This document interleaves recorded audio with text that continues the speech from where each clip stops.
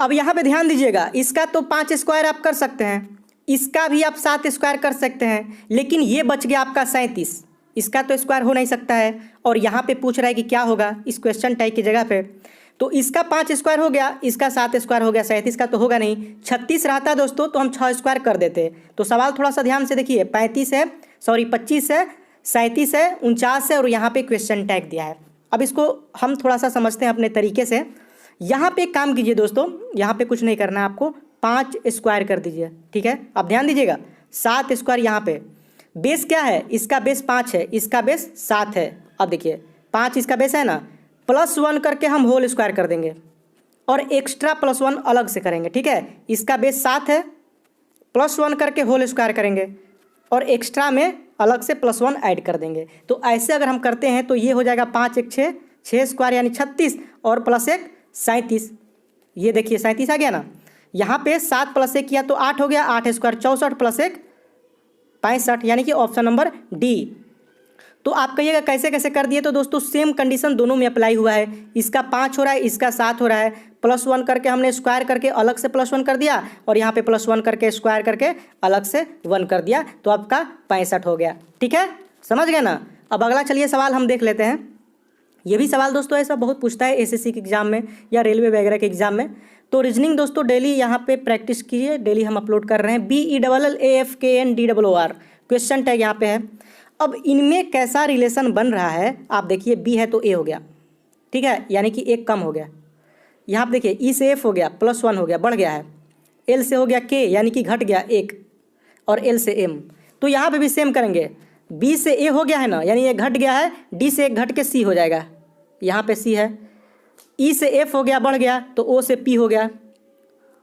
अब तो सी और पी किसी में नहीं है। लास्ट में देखिए, लास्ट में एल से एम हो गया, यहाँ पे लास्ट में आर से एस हो गया, आगे वाला ये भी हो जाएगा आपका, ओ से घट के एन हो गया, तो CPNS। यहाँ पे ऑप्शन नंबर -1 +1 -1 +1 करके ये बढ़ रहा है दोस्तों, ये ध्यान दीजिएगा।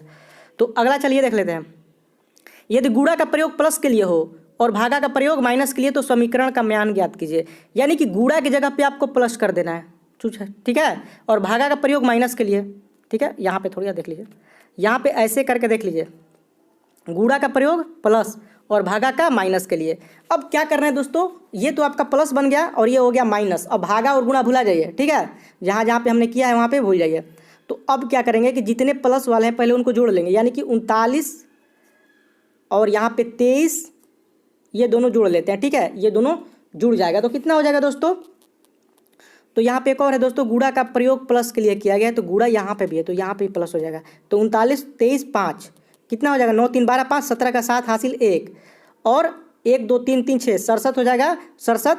और यहाँ पे प्लस है और भागा का प्रयोग माइनस के लिए हुआ है, तो हम माइनस कर देंगे यहाँ पे 21, ठीक है। तो कितना आ गया, 7 में से गया 6 और 6 में से 2 गया 4, यानी कि 46 हो जाएगा। तो यहाँ पे ऑप्शन नंबर आपका ए राइट हो जाएगा। यहाँ पे आपका 39 + 23 -21 + 5 ऐसे करके बनेगा। फिर उसके बाद 39 को 23 को और 5 को जोड़ दीजिए पहले, उसके बाद -21 कर दीजिएगा टोटल में से, ठीक है। बोर्ड मास का रूल लगता है दोस्तों, पहले डिवाइडेशन का रूल होता है। जैसे मान लीजिए 2 + 2 भागा 2 आपको दिया गया, ठीक है, तो ऐसा मत कीजिएगा कि 2 2 4 जोड़ दीजिए और 4 भागा 2 करके बराबर 2 कर दीजिए, नहीं, पहले आपको भागा की क्रिया करना है। तो भागा की क्रिया कीजिएगा तो पहले इसको निपटाइएगा, तो 2 भागा 2 बराबर 1 होता है, 2 + 1 3। इसी तरह से दोस्तों बोर्ड मास का रूल लगा करके बनाना चाहिए।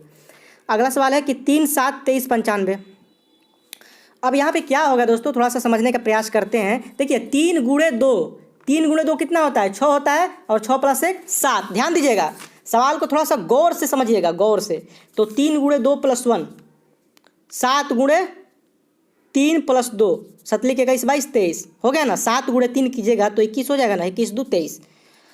अब 23 × 4, 23 दूना 46 होता है और 23 चौके 92 होता है, तो 23 × 4 + 3 तो कितना हो जाएगा 95। 23 दूनी 46 दूनी 92, तो 92 + 3 95 हो जाएगा, तो ये आ जाएगा। अब 95 में क्या करेंगे दोस्तों कि 95 बात समझा रहा हूँ आपको पूरी तरह से। 95 × 5 + 4 हो जाएगा, तो 95 × 5 होता है 50 25 9 5 45 475 हो जाएगा, +4 यानी कि 479 आपका ऑप्शन बी हो जाएगा। ये कैसे हुआ दोस्तों, इसको थोड़ा सा गौर कीजिएगा। देखिए यहाँ पे जो भी संख्या आप देख रहे हैं 3, 7, 23, 95, यहाँ पे गुणे 2 किया गया, ठीक है, 3 गुणे 2, यहाँ पे गुणे 3। अभी मैं स्टेप बाय स्टेप बता रहा हूँ। 3 गुणे 2 गुणे 3 गुणे 4 गुणे 5, ये तो हो गया। अब दूसरी बार में क्या किया गया, गुणे 2 करके +1 कर दिया गया, गुणे 3 करके यहाँ पे किया गया +2, +1 +2, यहाँ पे +3 कर दिया गया और यहाँ पे +4 कर दिया गया। तो 23 गुणे 4 +3 ऐसे करके 95 गुणे 5 +4। तो इस तरह से दोस्तों गुणे 2 गुणे 3 गुणे 4 गुणे 5 और +1 +2 +3 +4 ऐसे करके आपका बढ़ रहा है दोस्तों। तो इसको तो समझ गए। तो इस हिसाब से 95 गुणे 5 कीजिएगा तो 50 25 5 हासिल 2 45 47 प्लस आपका 4 कर दीजिए तो 79 हो जाएगा, 479, यानी कि ऑप्शन नंबर बी यहाँ पे राइट हो जाएगा। अगला सवाल देखिए, अगला यहाँ पर सवाल है कि यदि a बराबर 1 है, ए फाइट बराबर 27 है, तो फाइथ बराबर क्या होगा, विश्वास। a बराबर 1 है तो z बराबर 26 हो जाएगा, सबको पता है। t बराबर 20 हो जाएगा, ये भी पता है। तो भाई इसमें करना कुछ नहीं है। f का मान देखिए, अंग्रेजी का जो अल्फ़ाबेट होता है वो a से स्टार्ट होता है और z पे समाप्त होता है। तो a की 1 मान लेते हैं, b को 2, c को 3, c तीसरे नंबर पे आता है ना, d चौथे नंबर पे, ऐसे करके बनाया गया है। तो f क्या है, f की जगह पे a b c d e f, f 6वें नंबर पे है, ठीक है। ऐसे करके आप कीजिएगा तो ये पहले नंबर पे आता है और 20वें नंबर पे टी आता है। तो 20 से 21 6 27 हो गया ना। तो ऐसे ही दोस्तों कर देना। फैथ का क्या होगा, f का मैंने बताया कितना था अभी 6, f का 6, a का 1 और यहाँ पे i का वैल्यू होता है दोस्तों, i का 9 होता है और t का 20 होता है और h का 8 होता है। टोटल जोड़िए 6 1 7 20 27 10 37 35 10 45 1 43 45 1 माइनस कर दीजिए 44 हो जाएगा। तो यहाँ पे ऑप्शन नंबर आपका बी। मेरे तरीका थोड़ा अलग है तो अपना अपना तरीका होता है। जैसे मैंने क्या किया कि 6 1 7 20 27 10 37 1 घटा दिया 36 10 46 44 कर दिया। तो ये ऑप्शन नंबर बी आपका राइट हो जाएगा। और चलिए अगला सवाल देख लेते हैं। ये भी सवाल दोस्तों इस तरह का सवाल बहुत पूछता है, हाथ मिलाने वाला। तो हाथ मिलाने वाला दोस्तों इसका समझ लीजिए। देखिए, एक कक्षा में 10 छात्र हैं, वे सब एक दूसरे से हाथ मिलाते हैं, तो कुल कितनी बार हाथ मिलाएगा। इसका एक सिंपल सा दोस्तों होता है फार्मूला, ठीक है। इसका फार्मूला होता है, बहुत लोग भूल जाते हैं, n × n - 1/2, ठीक है। n की जगह पे 10 है, नंबर ऑफ छात्र, नंबर ऑफ स्टूडेंट। तो 10 हो गया n की जगह पे, तो 10 × 10 - 1/2 हो जाएगा ना। तो 10 × 10 - 1/2, 10 × 10 - 1/2, 10 × 9/2 कर दीजिए, 2 5 6 10, 9 5 6 45। तो यहाँ पे ऑप्शन नंबर बी आपका राइट हो जाएगा। फार्मूला याद रखिए कि इस तरह से हाथ मिलाने वाले में आपको ये फार्मूला लगा देना है और जितने छात्र हैं उनका वो नंबर है। जैसे मान लीजिए कक्षा में 9 छात्र हैं या 15 छात्र हैं या 20 छात्र हैं, तो यहाँ पे n की जगह पे उतना रख दीजिए, फिर उसके बाद आप अपना कैलकुलेट कर लीजिए। तो हमने यही किया दोस्तों, n की जगह पे 10 रख दिया, 10 × 10 - 1 कर दिया और बाई 2 कर दिया। तो 10 में से घटाइएगा तो 9 आएगा ना। तो 10 है और कोष्ट टूटेगा तो गुणा हो जाएगा, ठीक है। कोष्ट हटा दिए तो गुणा हो गया, नीचे 2 है तो 2 5 10 कर दीजिए, 9 5 45, 9 में ये 5 से गुणा हो गया, 45 हो गया बी। तो ऐसे ही दोस्तों बनता है ये सवाल। देखिए बड़ी सवाल ये दोस्तों, इस तरह का सवाल लोग पूछते हैं बहुत लोग। एक टोकरी में कुछ फूल हैं और हर मिनट के बाद वे दुगने हो जाते हैं।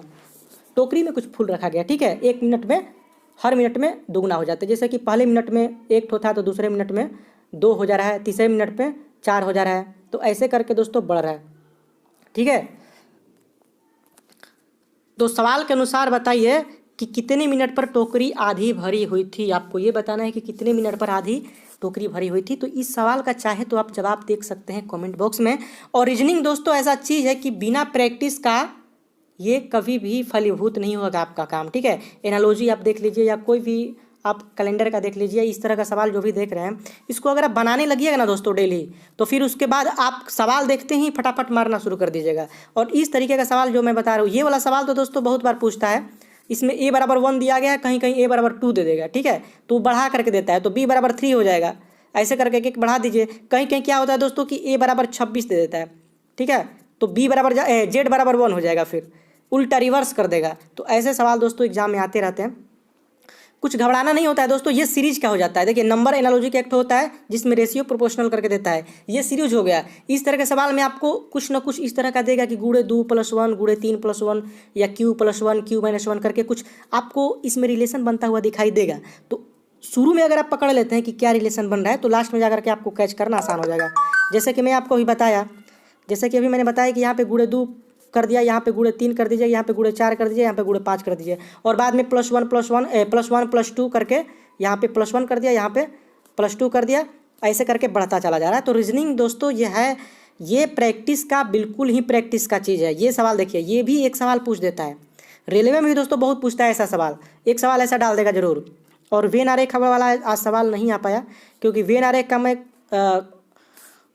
एक क्वेश्चन खोज रहा था जो आज नहीं मिल पाया। तो हम चाहते हैं कि वही सवाल ज़्यादातर इसमें ऐड करें जो एग्जाम में पूछा हुआ सवाल हो, और नहीं मिलता है तो फिर उसको हम ऐड नहीं करते हैं। तो अभी वेन डायग्राम का 2-3 सवाल हमने कलेक्ट किया, वो कल की वीडियो में आ जाएगा।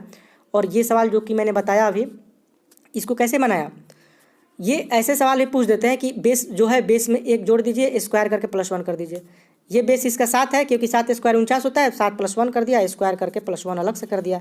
तो इस तरह से दोस्तों एनालॉजी का कोई वो नहीं होता है, एनालॉजी का कोई एक फिक्स रूल नहीं होता है, लेकिन इतना ध्यान देना चाहिए कि कुछ कुछ नियम और कानून इसमें भी होते हैं। ऐसा नहीं है कि हमेशा प्लस करते रहिए। प्लस करने का दिया है, लेकिन जैसे मान लीजिए 2 है, 2 3, यहाँ पे देखिए, यहाँ पे मान लीजिए आपको दिया गया है 2, ठीक है, और रेशियो का साइन दिया है 3 दिया है, फिर रेशियो दे दिया 5 दे दिया। अब पूछ रहा है क्या होगा, तो इसके बाद 2 के बाद 1 बढ़ गया 3, और 5 के बाद 1 हो गया 6। 6 ऑप्शन में है, 7 भी ऑप्शन में है, 8 है, लेकिन आपको 6 नहीं होगा यहाँ पे हो जाएगा 7। क्यों? क्योंकि ये सारे प्राइम नंबर है। यहाँ पे जोड़ने पे तो 1 आ जा रहा है, यहाँ पे भी जोड़ देंगे 5, लेकिन ये स्ट्रॉन्ग लॉजिक नहीं है, उतना ज़्यादा अच्छा लॉजिक नहीं है। जो आप अगर अच्छा से रीजनिंग पढ़े हैं, एनालॉजी वगैरह, नंबर एनालॉजी, तो ये जो होता है ऐड करने वाला, ये सबसे लास्ट में हम ट्राई करते हैं, ठीक है। तो पहले प्राइम नंबर ट्राई कर लेना चाहिए। तो 2 प्राइम नंबर है, 3 भी है, 5 है, उसके बाद 7 भी प्राइम नंबर है, 9 प्राइम नंबर नहीं है, क्योंकि 9 3 से भी कट जाएगा। प्राइम नंबर का मतलब ही होता है कि जो संख्या किसी से ना कटे। जैसे 37 हो गया, अब बताइए 37 किससे कटेगा? 37 किसी से नहीं कटेगा, तो ये प्राइम नंबर हो गया। 41 है, प्राइम नंबर हो गया, क्योंकि 41 किसी से कटता नहीं है, 1 से कटेगा नहीं। तो 2 प्राइम नंबर हो गया, और सबसे छोटा प्राइम नंबर 2 होता है।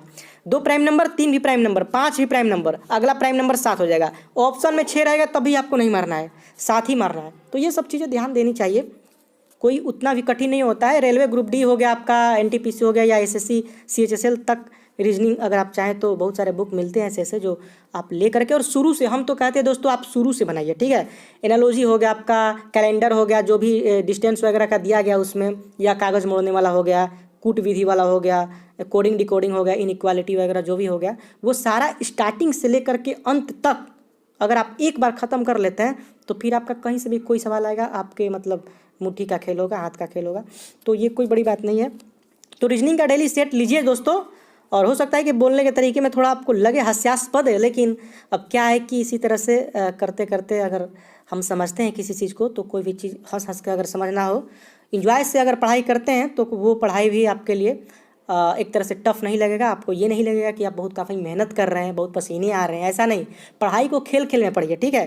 खेल खेल में पढ़ते हैं तो आप समझ भी जाते हैं किसी चीज़ को, और आपको दिक्कत भी नहीं होता है। तो ये सब चीज़ें आपको समझनी चाहिए।